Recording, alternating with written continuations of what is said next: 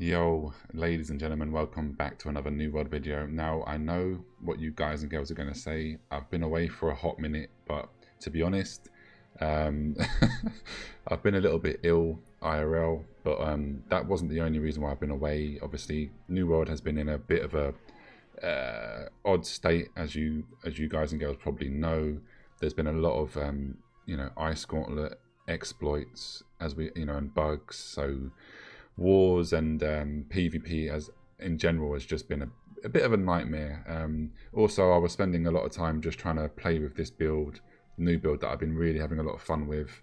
I wanted to put my mage build aside because obviously, although I've been a mage from day one since alphas, due to obviously all the new issues with the Ice Gauntlet lately, a lot of people are accusing everyone of exploiting. So I just thought, I can't really be accused of exploiting if I'm not using my current build. So I decided to rock a spear and a rapier build. It's a ton of fun. I'm calling this build the bleed build, let them bleed, because this is all based upon bleeds, because obviously the spear has bleeds and the rapier also has bleeds. So this is my current gear that I've spent a lot of money on, which I've now got no money left.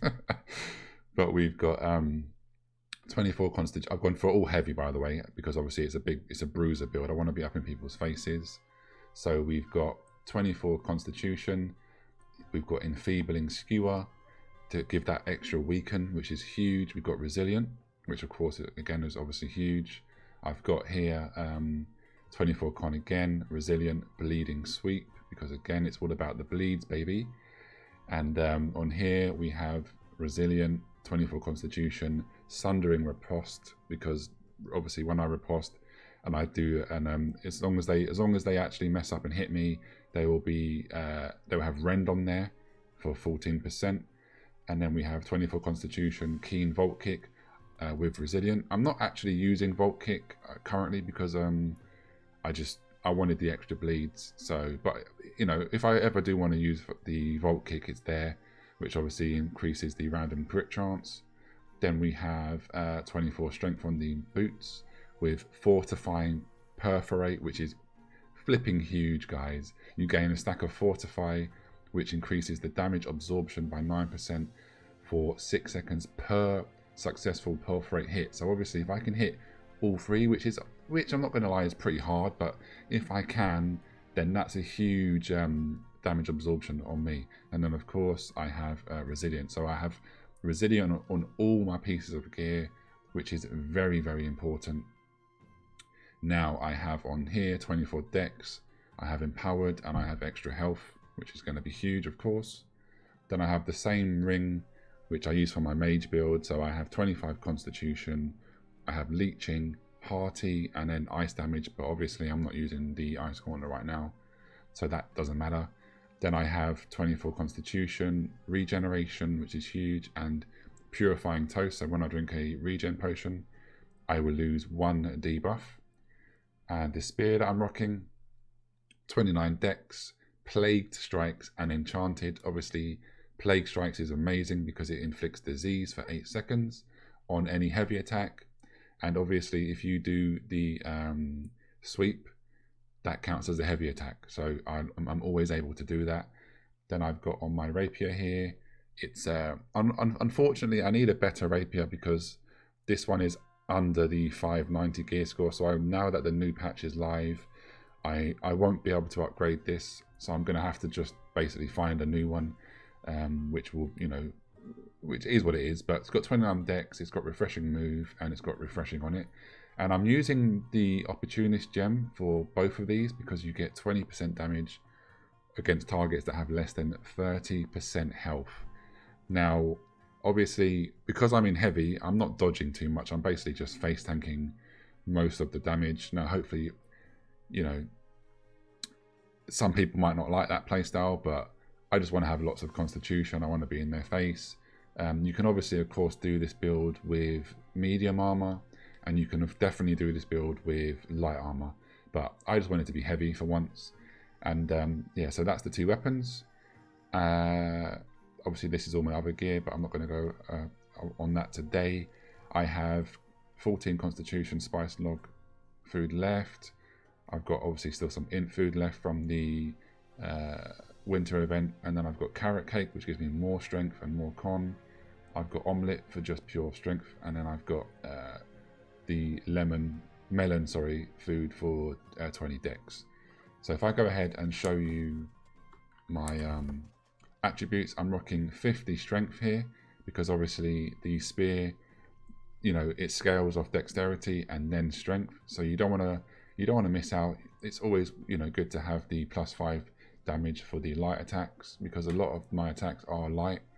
I'm using 200 dexterity for the 10% bonus backstab. You could, of course, if you really wanted to, go to 250 dex and 50 strength, and then just take away 50 constitution. But I want 200 con because I get the 20% increase to the armor and I get more health. So I've got 13.200k HP, which is huge. Weapon mastery, I still need 2 more levels on my rapier, but this is what I've gone for. I've gone for obviously the bleeds. I've gone for riposte because that's just huge. I know the general PvP build is the full grace tree, but I wanted to do something different. I've gone for flurry because it extends here. As you can see, each hit of flurry extends the rapier bleeds by 1 second.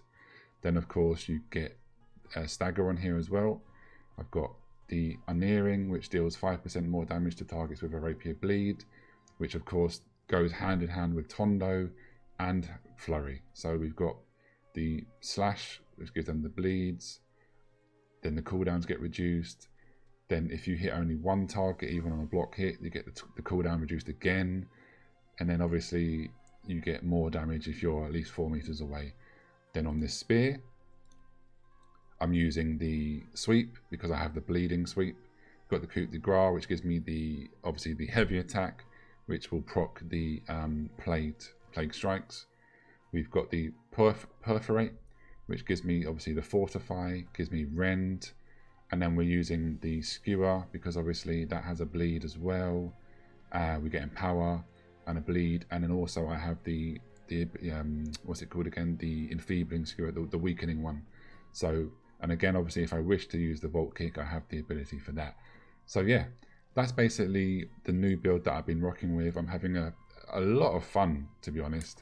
It's definitely something different. So I hope you guys enjoy the clips that I've got for you as well. Sadly for me, it's been a bit sad because obviously I'm a PvP player. This new update is pure PvE. which means I'm going to have to do it. Unfortunately, I'm going to have to do the what are they called, the dungeon mutations, because I'm going to need to get my gear to 625, because obviously otherwise, if in a PvP scenario, I'm going to be at a disadvantage now. Even if I have full 600 gear, there's going to be players out there in the next few months that are going to have full 625. So it is what it is. I just hope that Amazon Games sort of include a way for PvP players to get their gear up, and a way for like crafters to get their gear up, as well as obviously the dungeon PvP players. But yeah, that's about it really, ladies and gentlemen. I hope you've enjoyed the build idea. Leave me a comment down below. Have you been playing this sort of build? What do you guys and girls think about the the new update with the mutations? And also, what do you guys and girls think about this current state of the meta, which is basically run tons of ice gauntlets and just basically abuse everything and lag the point and get the huge damage? It's kind of in a sad state, but what can we do? Anyway, like, share and subscribe, and I'll see you in the next one. Peace.